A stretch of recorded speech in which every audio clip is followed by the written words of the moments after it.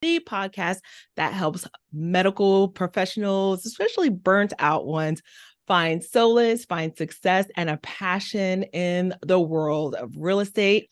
Today, I am thrilled and I actually feel truly blessed to have Dr. Kirsten Limmer with us, a Harvard trained physician in molecular biology, a mom, a dancer, a baker, and an app developer. Oh my goodness.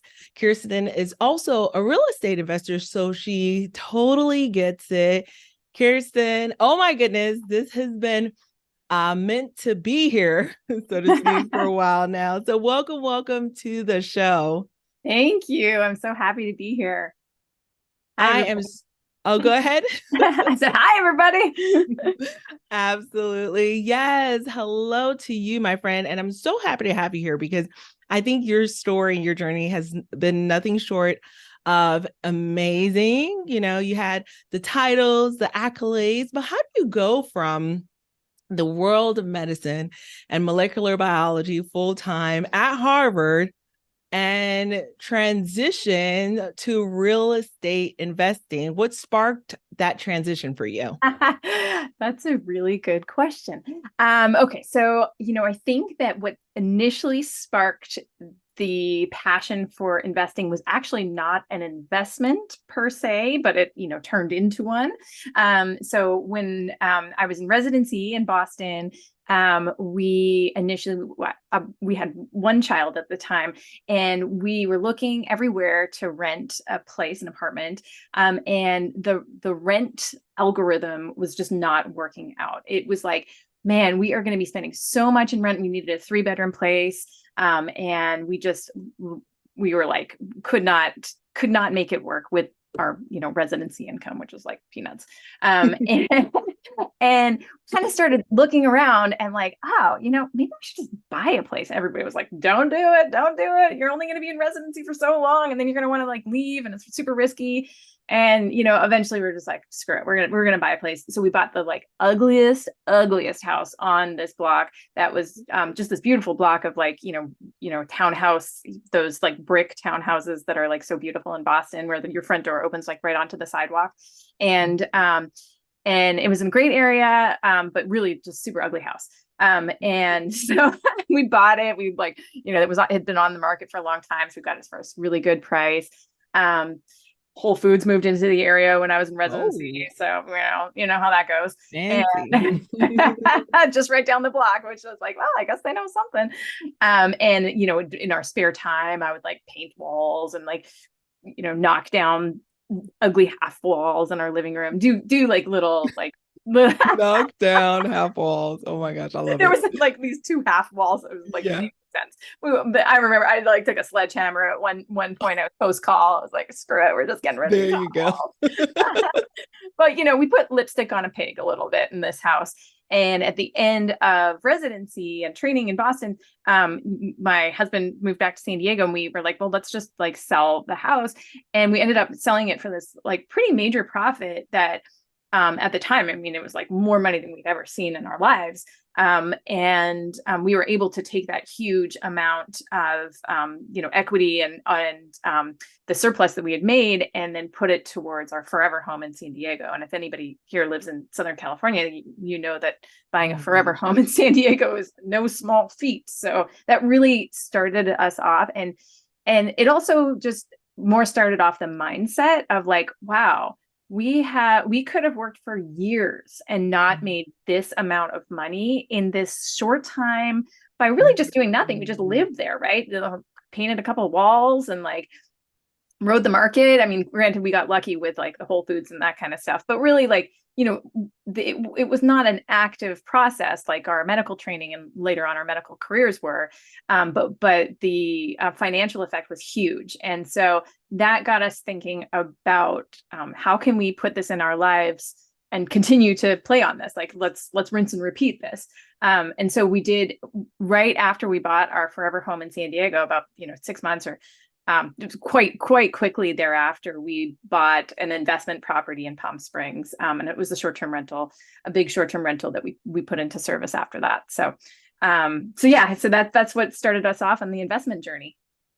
Oh, that's amazing. And so let me ask you this, because when you sell a home, and I know we're going to go into taxes in a little bit, I know a lot of individuals are concerned about capital gains, which is where, you know, you would have to pay taxes on the profits Mhm. that you acquire from, you know, that big revenue that you generated from that sale. So did you encounter capital gains, or did you leverage 1031 exchange tax strategy?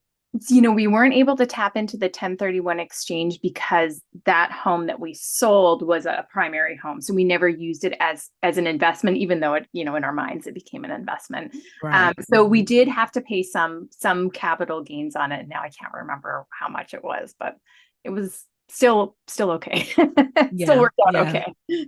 That's awesome. That's awesome. And congratulations to you. And what I hear from a lot of investors right now is that, well, those deals aren't happening now. And I know it's not as easy as it Right. used to be, because when we, Right. were starting out back in 2017, 2018, Yeah. there were deals to be had. Yeah. Sure It's were. Yeah. harder now. You have to be Yeah. very strategic now for sure, right? Yeah, yeah, yeah. And I think that way too. And then I wonder, like, back then were like investors that had started, in the 1980s, were they saying the same thing? Like, is it all going to be relative? Are we going to look back on this time and be like, oh, why didn't we, like, capitalize on this decade or whatever? So I don't know. Trying to keep a Yeah. positive mindset, but I totally agree with you. It's definitely much harder than it was then to get a good Yeah, deal. absolutely. And you bring up a good point, because like my house that we grew up in Miami, I'm from the inner city of Miami. So I remember my dad telling me that this house, they bought it for $50,000. The Yeah. interest rate was 20%. Wow. Right. And so it felt like a lifetime for them to pay it off, but they have a paid off house Yeah. in Miami. Yeah. It's still in the hood, but it's worth $500,000 now. So I'm Right. like, what in the world? So Yeah. you're absolutely right. So back then, a lot of people told them not to do it, just keep being a renter. But I'm so grateful that they say, you know what, we want a forever house. And, Hmm. on their minimum wage, they're able to do that, and now they're sitting on a really nice asset that they could That's do awesome. whatever they want to do, like sell it and bring that revenue down to zero and enjoy their lives, or, Yeah. give it out to us if they want to. But I'm so proud of them. So you're right, taking action, right? Right. What's the other alternative? Are we just going to sit around and say, well, this is not a good time to do anything? I know. You can either be the one who takes action, or you can let like something life happen to you. Like, you can either make life happen for you or life happen to you, is, I guess, that's the Yes. saying. Yeah, it's just like, yeah, we're gonna, this is the circumstance, so let's deal with the circumstance and continue to take action. Yeah, absolutely. Just the best action that we know to take. So I love that. All right, so let's talk a little bit about you and all the things that you're up to, which I think is amazing. So you're a mom of three. You have other extracurricular activities, and you actually work quite part-time right now in your career in medicine. Could you tell us a little bit about, before we dive into the being a mom of three, what is the contrast, or are there any parallels that you see within medicine and in real estate investing? Yeah, good question. Okay, so I'm a big advocate of organization, as you may you may or may not realize. So yes, so I think that, like, in both in medicine and in real estate, organization is so key. I still work with med students and residents, and I tell my, like, interns that come through on rotation, like, intern year is like, okay, yeah, you're getting some clinical skill sets, like sick versus not sick, but a big part of it is just like executive functioning. Like, you almost like having had a background as a waiter or a waitress would better serve you for your intern year than having had a background of medical school, because you all of these things are coming at you, and you have to kind of, like, synthesize and spit out an action plan. And so, in medicine, I really feel like that's a huge skill set to learn. And I also think in real estate investing too, like, when you're in the middle of a deal, and just trying to weed through a lot of the junk that kind of comes through to you, and synthesize this action plan, and then take action on it. Because in medicine too, right, that's the parallel, is like you can't just be like, well, I think it's this, and just not do anything about it when you're actually like the attending. Like you can do that as a med student, but like when you're an attending, you actually have to like have an action plan and then do it. And real estate investing is a lot like that, right? Like it may not feel comfortable. You may not have all of the facts, like, but you're going to do the best that you can with this. Like, especially when you probably have gotten back a gazillion inspection reports, and you're like, shoot, like, does that mean, like, does this crack mean this? Like, how far down the pathway do I travel to investigate this one little crack that the that the inspector found? And like sometimes you just kind of have to have a leap of faith, right? Like you're just like, this is the data that I have, and this is what I'm going to do with this data.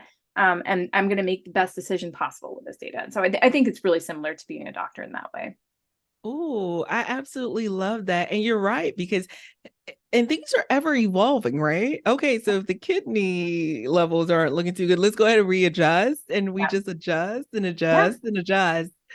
Oh, I love the way you share that. Yes, you're absolutely right. So as far as balancing it all, I know you're a mom of 3 and you have some pets as well. Yep. And extracurriculars, as well as, some hobbies and some special interests. So how do you strike a balance between all of the things and all of the seasons of life? Oh, yeah, that's a really good question. And, sometimes it looks great. And other times it's just like a circus act. Like, I have a lot of friends that'll be like, how are you doing this? And it's like, it's all just a tap dance. Like it's just smoke and mirrors.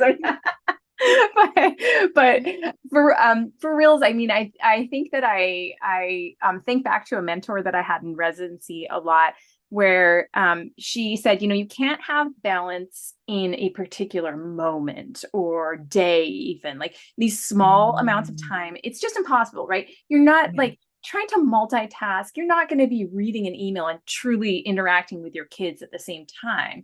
But you may be able to, get your work done and then turn to your kids and truly interact with them. And so it's all about like the balance is more on a macro level. And so, I'll have some weeks where I'm really like all in, like that real estate deal is calling my name, and it's going to fall if I'm not all into it right now.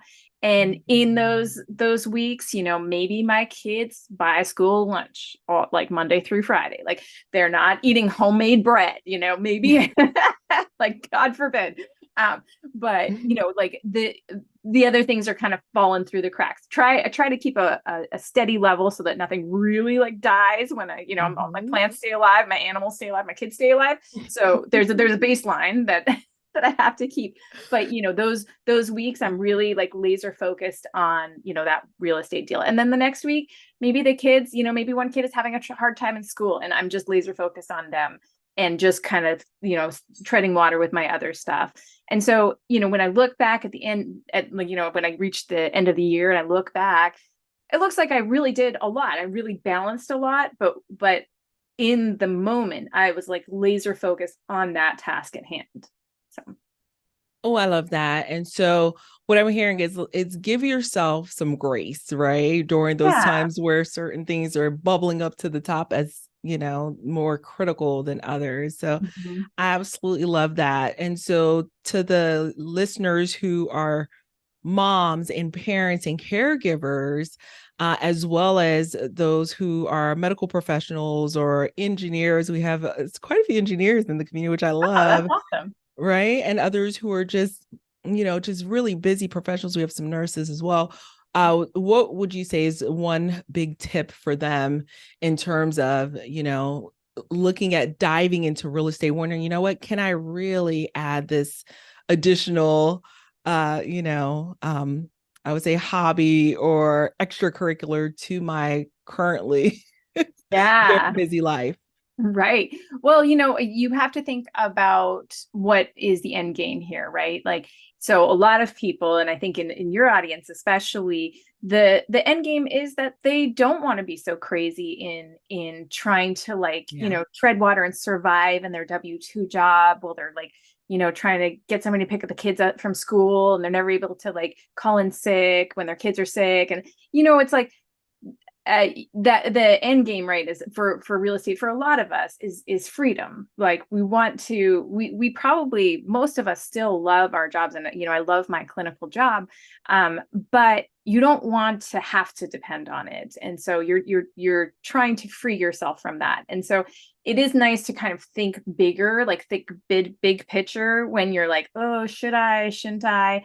And yes, it is going to be adding another thing to your plate. One thing I didn't talk about with the balance is like outsourcing, like, is key. Yes. Like just outsource the crap out of your life. Like anything you don't like, outsource it. Like you don't like to do laundry, outsource it. And like, because if that stupid like laundry pile is keeping you from like investing in a short-term rental that is potentially going to make you financially free 10 years down the road, or maybe even sooner, then like the financial algorithm is just not working out, right? Like you've got to kind of think analytically, like, what do I have in my life that is keeping me from these bigger goals, and how can I attack those things and get them off my plate? And there's no shame in having somebody do your laundry. Oh, no truer words have been said. There's no shame in letting somebody else do your laundry, y'all. A whole word. Seriously, it's one of those things that hangs over you. You don't realize it, And so just having that bit of organization, the laundry's done, it's folded, it's put away. It's like, Yes. A breath of fresh air. So Kirsten, that takes us to our next question, actually, because one thing that I tell my community that I love is ROI, return on energy, not just my return on investment with our real estate investing. So I want the ROI, but I also want the ROE rather, which is my return on energy. So I like both. Yep. And so one of the big ways that I have found out later on in my investing journey is that I can get a bigger return on investment and return on energy by leveraging tax strategy. And so one of the big reasons we have you here on the show today is your app called REPStracker. And so the REPStracker app, I'm really excited to share with the community. Could you tell us a little bit about like what inspired you to launch this app called REPStracker, and how has it made life easier for you and other investors, especially those who are looking to leverage the tax loopholes, tax benefits, a real estate professional status? Could you talk to us about it? Yeah. Good question. So I'll back up a little bit, just in case. I think probably most of your audience knows, like, I won't go too far into the weeds with real estate professional status and the short-term rental loophole, but I'll just like touch on it, since that's what my app is for.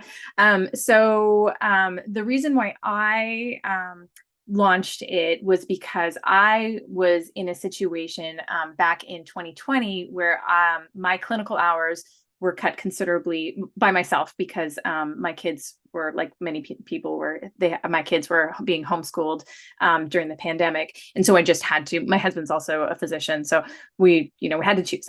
I stayed home with the kids. And we already had this real estate investing portfolio going on, and we wanted to kind of ramp it up even more. And I was now in a situation where I could do real estate professional status, and I looked everywhere, and I couldn't find really anything that was going to take the time and the energy out of all of this documentation that you have to do for real estate professional status. There was no app for that, which is crazy. So I long story short, this is like really condensing it. I made an app called REPStracker. Initially, when I launched it, it was just for the real estate professional status, and then people started using it and being like, I have a short-term rental. I'm using your app for the short-term rental loophole and just kind of modifying a little bit. And I was like, well, that doesn't really I mean, that's great that you can do it, but like the whole point is to make this easier for everybody, right? Like, I don't want you to have to like go do multiple steps so that you can use my app for the short-term rental loophole. So I added basically you can use it as for the short-term rental loophole too. It's basically you just toggle between the sides, and whichever one you're trying to qualify for is the side that you're using. And so anyways, so the short-term rental loophole, basically, if you have a short-term rental that is rented out for 7 days or less, and you can qualify for it. So if you can qualify for one of, there's 3 like material participation tests that most people will use. There are actually more, but the 3 that most people use. So 100 hours and more than everybody else. Or anybody else, I should say. So like cleaners, contractor, blah, blah, blah. And this is like time spent on your rental unit. Or 500 hours of material participation. So spending time on your rental unit, or essentially you did all of it. So you don't have a cleaner, you don't have a property manager, you're just the person. So if you can qualify for one of those 3 tests, then basically what the short-term rental loophole can do for you is take your rental losses. And if we're real estate investors here, most of us know that paper losses does not mean that you don't have a profitable real estate empire. It's just the way the tax code is written. You can declare paper losses and still have a very profitable rental portfolio. So you can take so that's like one of the powers of real estate, right?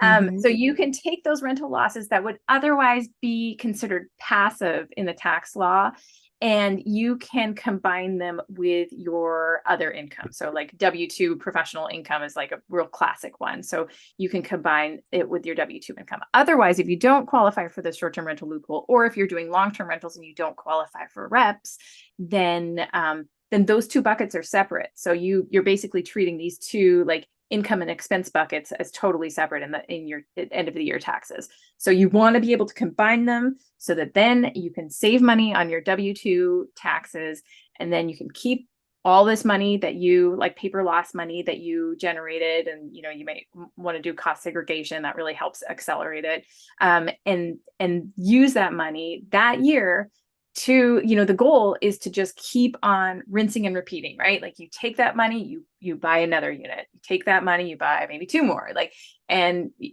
exponentially you just build and build and build your real estate empire. And hopefully, you can accelerate this so that you can reach financial freedom way faster than you would have otherwise without using this tax loophole. Hopefully that wasn't too long of an answer. No, it's so good. And I so appreciate the innovativeness. Is that even a word? Innovativeness. We're going to make it a word. If it's not, it's going to be one now.